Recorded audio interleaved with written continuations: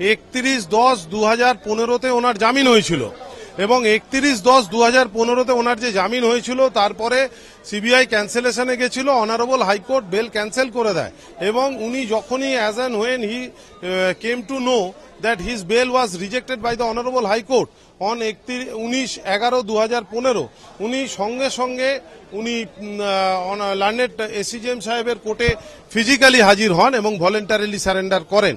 এবং যেটা ওখানে উল্লেখ্য বিষয় হচ্ছে যে রাত্রি 10:30 অর্ডারটা এসেছিল অনারেবল হাইকোর্ট থেকে এবং সেই অর্ডারটা প্লেস হওয়ার আগেই উনি ফিজিক্যালি মানে অ্যাপিয়ার করে গেছিলেন, সারেন্ডার করে গেছিলেন। বিকজ অফ দ্যাট উনি এইটাই দেখাতে চেয়েছিলেন যে উনি ল অ্যাবাইডিং সিটিজেন, উনি একজন সাধারণ মানুষ, অনারেবল কোর্ট যা অর্ডার দেবেন সেটাকেই উনি মান্যতা দেবেন এবং সেটাকে উনি মেনে চলবেন। অতএব এখানে এইটা একটা। দ্বিতীয় হচ্ছে যে ওনার এগেনস্টে টোটাল ডেট অফ অ্যারেস্ট থেকে আজ অব্দি 5টা চার্জশিট, সাপ্লিমেন্টারি চার্জশিট হয়েছে, একটা ওনার এগেনস্টে চার্জশিট হয়েছে। 5টা সাপ্লিমেন্টারি চার্জশিটে কিন্তু ওনার এগেনস্টে কিছু বলা নেই।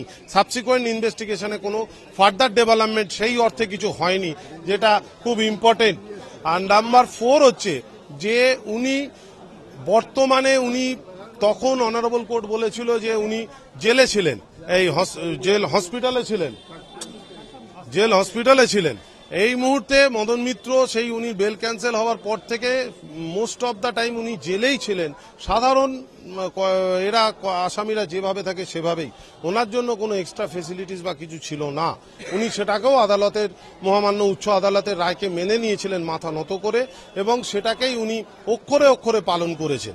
এবং আজকে উনি মিনিস্টার নেই, উনি এমএলএ নেই, উনি পলিটিক্যালি কোনো বড় পজিশনে নেই।